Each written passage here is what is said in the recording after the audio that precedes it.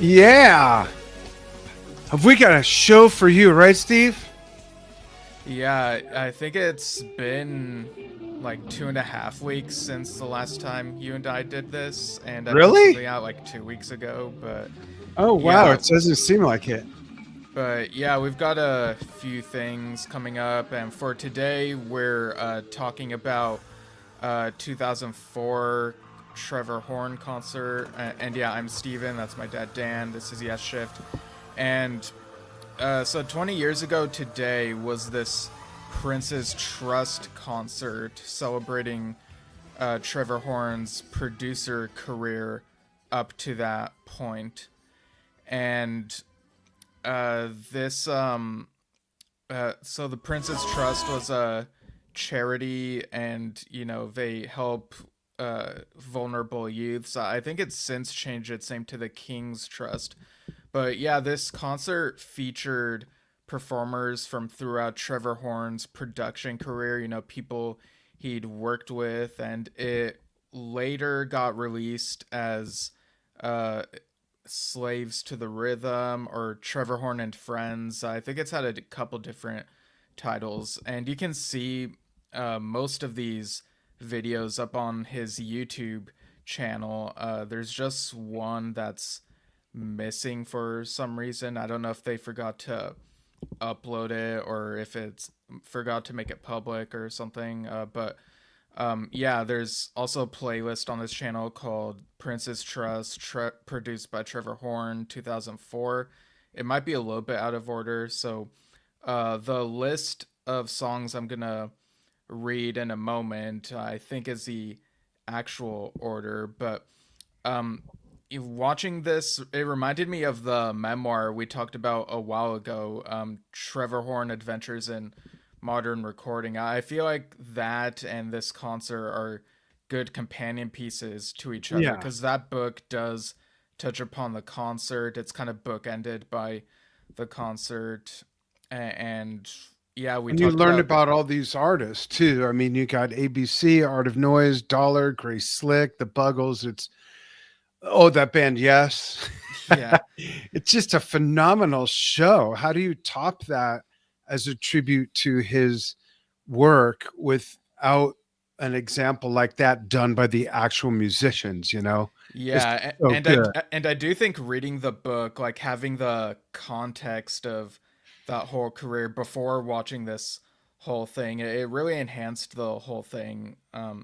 But yeah, speaking of the book, and we'll get back to talking about this concert, especially the unique Yes lineup that was part of it. A one-off. Yeah.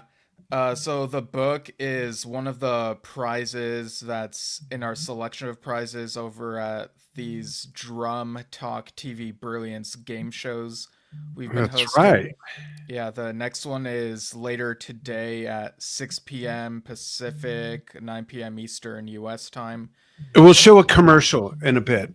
Yeah, it's decades theme or generational music trivia. It's 60s, 70s, and 80s. So that Trevor Horn book is one of the prizes for the 80s round, and we also have Yes in the 1980s as part of that. There's Bill Bruford's book is one of the prizes in the 70s round, and I think there are a few other things that some of you Yes or prog fans will really like, or even just music fans will Definitely. like. Yeah, so go ahead and show the thing if you have that ready. Okay, check this out, folks. Here's a promo for as we're broadcasting this today, 11/11. It's at 6 p.m. Pacific time, 9 p.m. U.S. Eastern time. Check this out. Hey, everybody, Dan Schinder here again. You work hard, so why don't you take a break? Come have some fun. The evening of 11/11. Ooh, that's a magic lucky number, right? Well, come try your luck, test your music trivia as a music fan, and join me and a bunch of other folks Monday, November 11th, 6 p.m. Pacific, 9 p.m. Eastern U.S. times, and wherever you are in the rest of the world, if you're up, join us. There's a link to RSVP and get the info in the post. We're going to play music trivia of the 60s, 70s, and 80s. I'm going to share a window that'll show you what some of the prizes are. Lots of fun here. These are some of the prizes for the 60s trivia round, and then you also get a choice of that if you win one of those. Or for the 70s round, you get your choice of one of those and one of those again for the 70s round.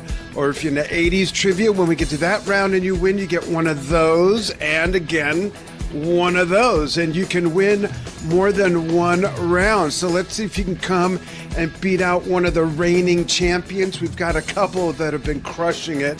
Let's see what you've got. Bring it. We'd love to see you there. And this is open house for everybody. This is something that we normally do in the Drum Talk TV Brilliance.com membership site, but this is open house. Everyone's welcome. Come take a break from the grind, have some fun, and let's see what you win.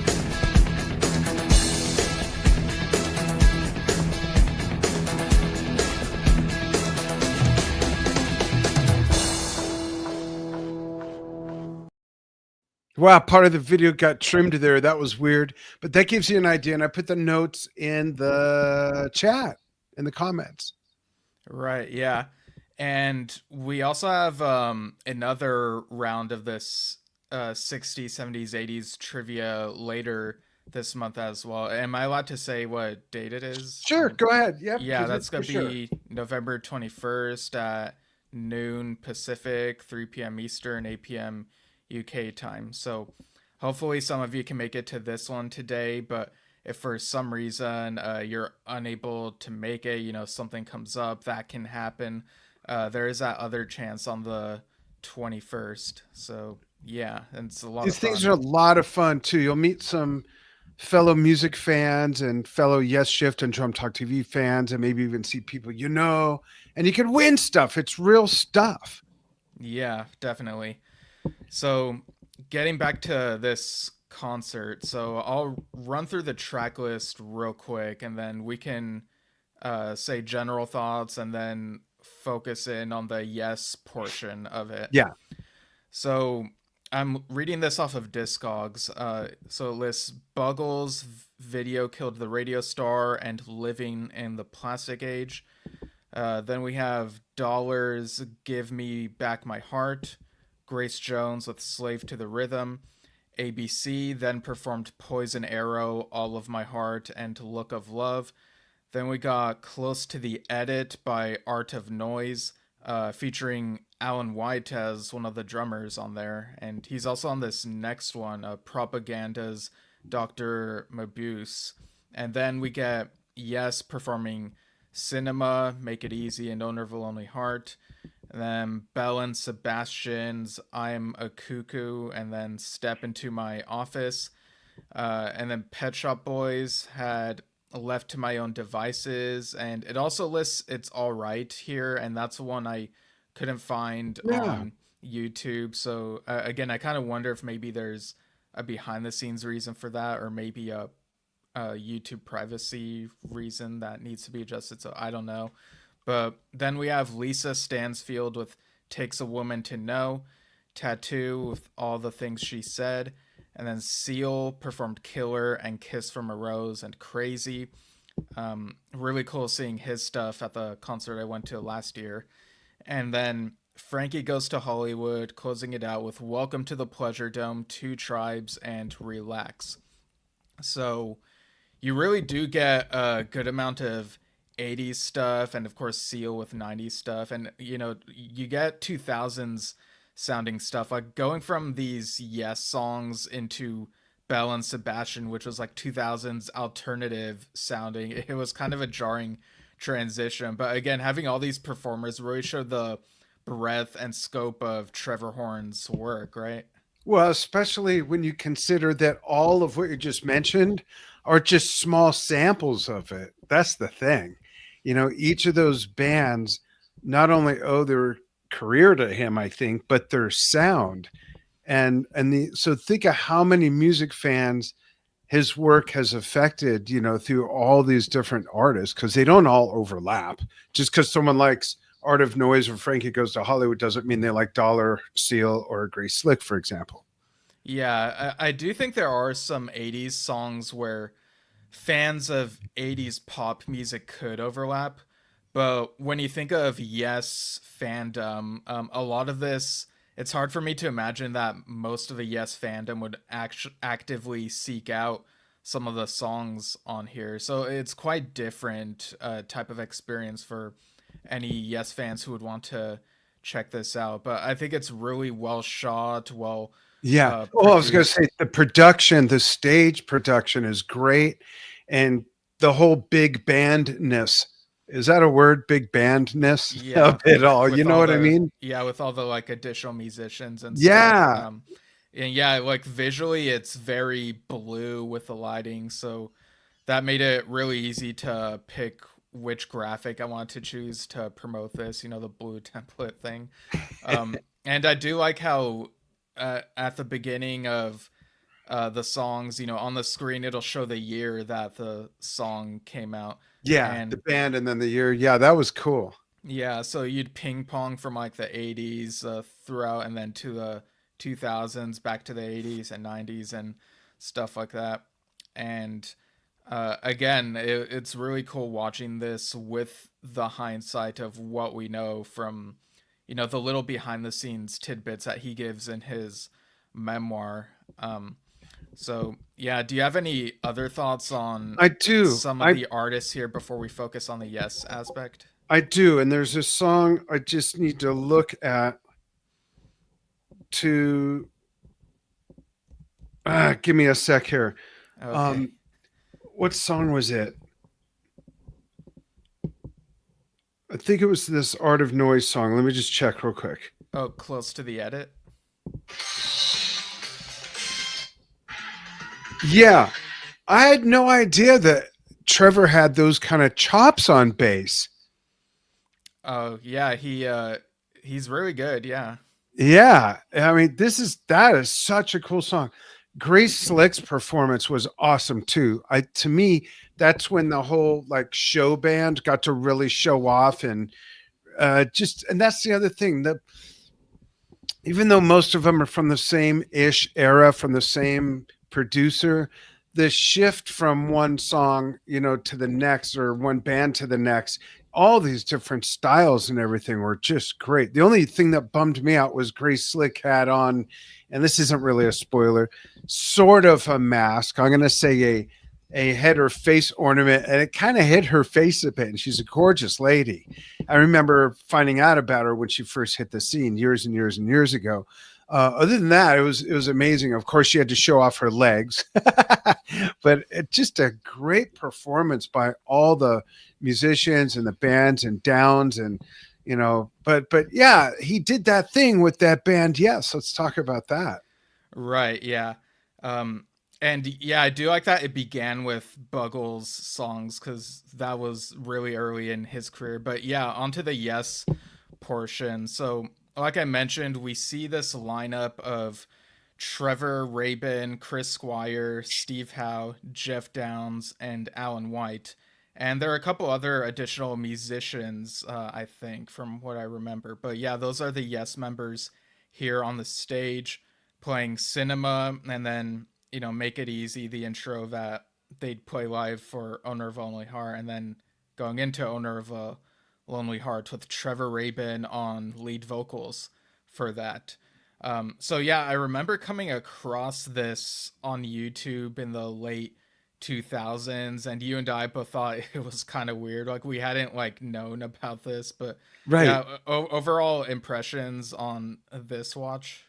I loved it, and I got goosebumps as soon as cinema started. I love the song, first of all. It sounds so good, and there's plenty of great shots of Alan doing his thing and Chris, and it just brought back a lot of memories too, to see those two guys, especially, together, and to see and hear Trevor as well. It was great. I loved it.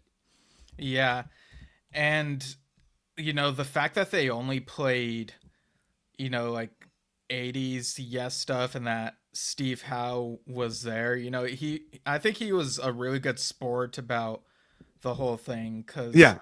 he's made it no secret that it's not his preferred Yes music to play, but I think because of the respect he has for Trevor Horn and his bandmates are there as well, it was really nice of him to be present for that.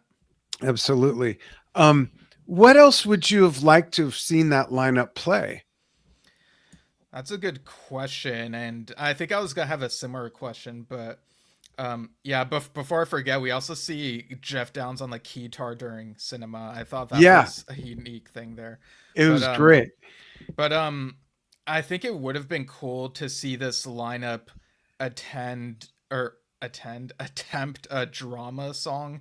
You I know, was just going to say that. Which one? yeah, I know because I know that it's not part of Trevor Horn's like things that he produced catalog or whatever, but I But he's think up there it's singing. Why not? Right? yeah, like I think it's a huge part of his history. So It's part of his work. Yeah. yeah, so if they were to play a drama song, it would have been cool to have Trevor Horn step on stage with this lineup to perform it with them, if he felt comfortable. And I feel like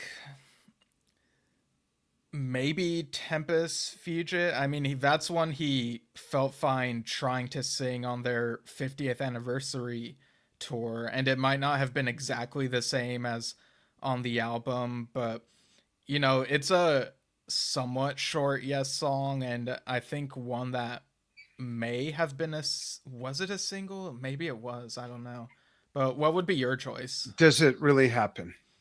Oh, okay. I mean, as much as I love Tempest Fugit, I I think I mean that one's so obvious, but I think does it really happen might have been a little bit more of a I hate to use the word crowd pleaser, but more might have appealed to more people, whereas Tempest Fugit might have blown people's hair back too far or something after all that other stuff from the 80s. You know what I mean? Yeah, I can definitely see how Does It Really Happen could sort of fit the mold of some of the other music that was at this Yeah, I think concert. that bled into his producer acumen, the sounds. I got the mallet in there, during the bridge, and just that whole vibe of that song, I think would have fit really well. Yeah, like Machine Messiah is my favorite drama song, but I'm not sure that it would have fit the vibe of Right. the Too concert. yeah, Um, too heavy. That would have been like going from Wondrous Stories to Shock to the System or something, just too yeah, perhaps. And um, Into the yeah, Lens might have been cool. That fits yeah, the because 80s. yeah, and it does have that Buggles connection as well, the Yeah. evolution of that song. Yeah. But yeah, if something from Drama had been played then, that would have been a very huge surprise to people because at the time, like, people were starving for drama material. Yeah. This was before they finally dug it out for the later tours, So let me ask you this. Do you think they talked about it? Like, how could they not have at least someone bring it up and ask the question? Do you want to do something from Drama? Insert dirty looks here, and then that was the end of it. Like, I want to at least know that much. Yeah, I don't know because the only person here who was not on Drama was Trevor Rabin. So I kind of wonder if maybe that could have been outside of his comfort zone, But maybe, but I'm Steve not played really the other sure. stuff. No, yeah, that's a good point. Yeah. So So it's like they're right there. yeah. How did they not whip one out? I mean, I don't know. Yeah, I don't know. It would have been cool to see though.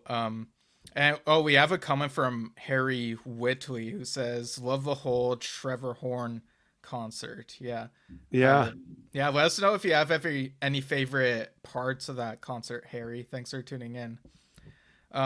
So here's my next question, and this is a really wild question. Like, it would never happen, so don't even ask. Does it really happen? But if this lineup had recorded an album together. Like, I know that would never happen, but like at that point in time, like if they did an album How do you think it would sound? And do you think that whether they would have called a yes or not would have influenced how it would have sounded? I don't think it would have affected how it sounded, but it might affect how it was perceived and received. But Right. as far as the sound, you mean like with Steve and Trevor? Yeah. Wow, I'd love to hear that because we didn't really get that on Union. They're on separate pieces, they're on Right. separate tracks. So we've heard them play together with Union, we've heard them play together with this, but to have them be on an original together that they both were part of, I would love that. So I think like drama, it would have sounded, and like 90125, it may have ended up sounded a bit ahead of its time and would have endured. Like I think 20 years later, we'd still be saying, yeah, that's really good music still. And I'm judging part of that by watching that performance and seeing how they sounded then and how they played.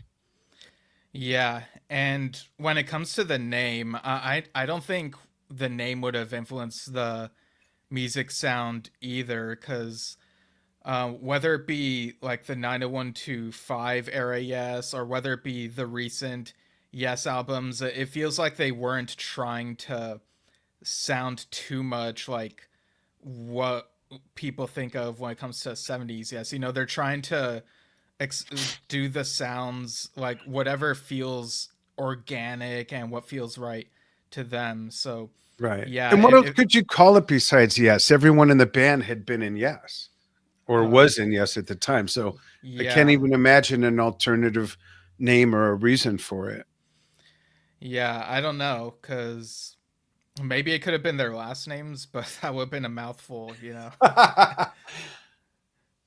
Or more Yes. Yeah, or like yes with a question mark. I don't know.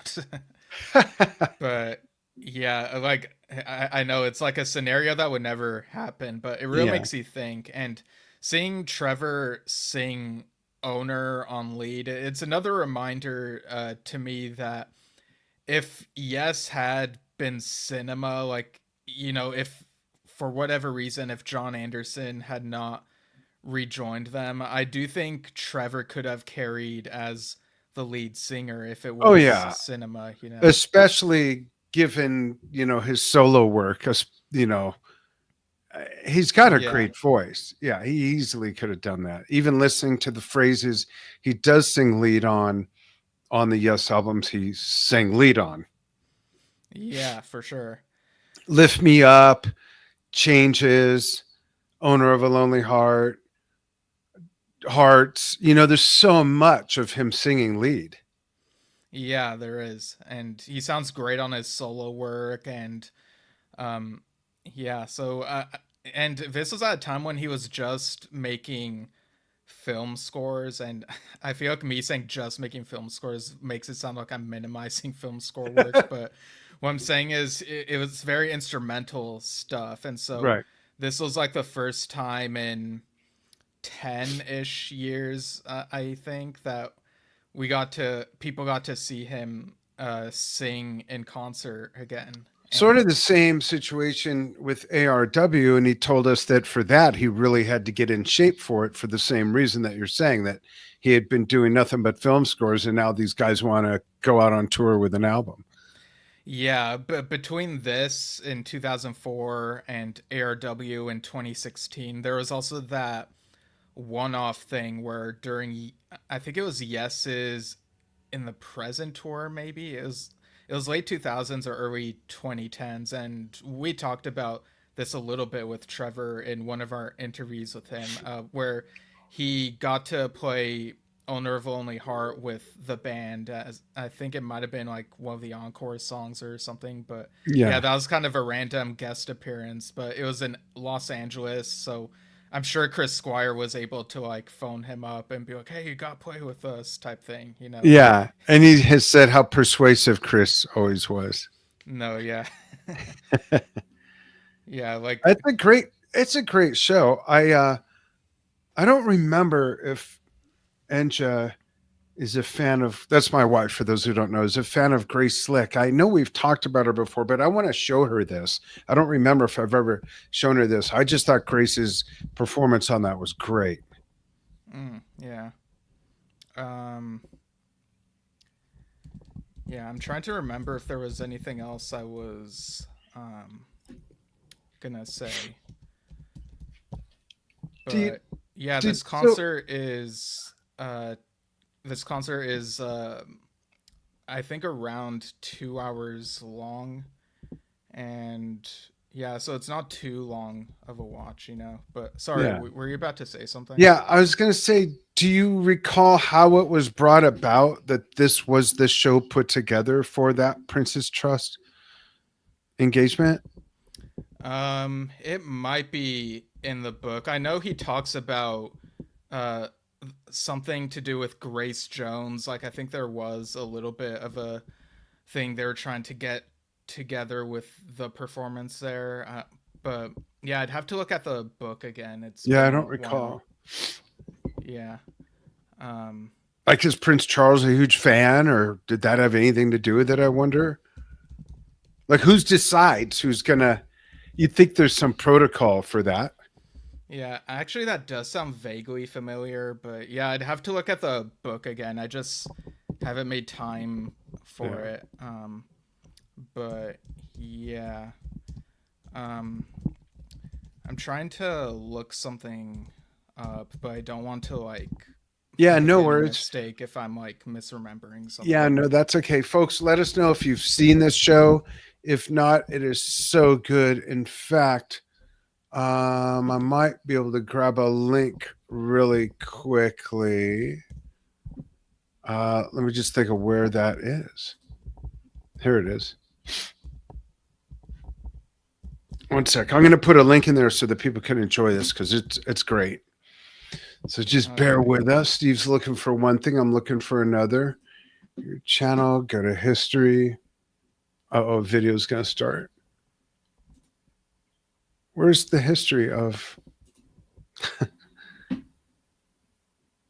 Here it is. Okay. Um, View all. Here we go. I'm going to see if I can grab the playlist link real quick. yeah, so the thing I was trying to look up was because I didn't see Gray Slick in the credits, and I'm not super familiar, so like I wasn't sure if maybe you were getting any names mixed up or if I just didn't notice something, but I don't Oh, know. But yeah, you're just posting the playlist link, right? yeah. Give me a sec here, folks. I would love to get other people's thoughts on this, even if it's after the fact, in comments or writing us or something. 'Cause it's really a great show. It was fun. You know, the funny thing is, you kind of alluded to something like this near the beginning, not knowing if, like, yes, fans would have, you know, sought out those bands or songs. So, on that note, um, through the 80s, um, I was in my I was born in 63. So I was in my 20s and then the 90s into my 30s, etc. And being so much into what at the time was and became classic rock and prog and all that, every band on that roster of this show, except Yes, was nowhere near on my radar. Not even the Buggles, even though I saw the first video on MTV, but I didn't like seek out their music. ABC, no thanks. Art of Noise, no thank you. Frankie Goes Where? Grace Slick, I'll give in on that one. But Well, you mean Grace Jones, right? That's what you're trying to say? yeah, oh, did I say Grace Slick Yeah, you've earlier? been saying Grace Slick all this episode, and I've been trying to figure out if you're like, Of course, Grace Jones. Oh my God. Um, and my point is that my musical tastes haven't changed at all. They've broadened. I don't not like stuff that I used to like. I still like all those, but like so many more. But Grace Jones was the only band I would have heard and listened to back then. But now watching that whole concert again, It's all great music. It really is. No matter, I don't know. I hope people can listen to stuff that they didn't like before, like the B-52s. When I was in a progressive rock band in the '80s, Opus One, I never would have been caught listening to the B-52s, but they're one of my favorite traveling music bands. Yeah. So it just goes to show you things change. But this is really a nice concert. Yeah, definitely. I can't So believe I was saying Grace Slick. yeah, like I Oh was my really confused. I was like looking at the credits here, and I'm like, is why isn't Grace like listed here? Like, I'm confused. I meant Grace Jones. Yeah. Okay, all right, that makes The sense. giveaway should have been when I said those legs. Right, yeah. Okay. All right. So, yeah, folks, check this out. The playlist is in the comments, and I'll have a review of the Beat concert that I saw last night. I'll probably do that either tomorrow or the day after. Oh, I I'll can't wait to hear. Do figure. I get like a sneak peek preview convo with you about that Uh, like here or like after the fact. after, later on the phone Okay, or yeah. something? Okay. All right, sure, yeah. Just tell us It, this. it was great. Was what Oh, I'll say. okay. So I was going yes. to say, how bad did it suck? But okay. That's cool. You got to see Danny Carey. Yeah. Cool. I haven't even seen Danny Carey live. Yeah, I mean, I don't know what to tell you. Like, figure out when to see concerts, I guess. Yeah, I I don't know. know. Yeah. Well, living in the middle of nowhere is no huge help, but Right. no excuse. So I'm glad you went to see that. Yeah, it was fun. Cool. All right, folks. Thank you so much for following what we do and joining Stephen and I here on this revisit review on the anniversary of the 2004 Prince's Trust featuring Trevor Horn and just a huge cross section of his amazing body of work. And join us tonight on 11/11 at 6 p.m. Pacific, 9 p.m. Eastern for generational music trivia questions from the 60s, 70s, and 80s. 3 rounds, 3 chances to be the winner and win prizes, indicative music themed prizes, indicative of each round's decade. And we'd love to see you there. It's open house. It's free for everybody. You don't have to be a member. But if you'd like to be a member, you can go to what's on the ticker there and join Drum Talk TV Brilliance. We have Rudy Sarzo of Ozzy Osbourne, Quiet Riot, White Snake, and so much more. Dio joining us on the 16th at noon Pacific, 3 p.m. Eastern. And if you want to suggest stuff for this show for Yesshift, go ahead and write Stephen and I at yesshiftpodcast@gmail.com. And if people don't want to look at us, Steve, can they just listen to us? Yeah, you could search Yesshift in your podcatcher. You'll probably find us, but we're definitely, anchor.fm/Yesshift, and you can find us. And yeah. Cool. And hi to all the Drum Talk TV fans that we're simulcasting on. And thank you, Yesshift fans. And we'll see you soon with more fun stuff. Watch for Steve's review of Beat. Yeah. Later, everyone.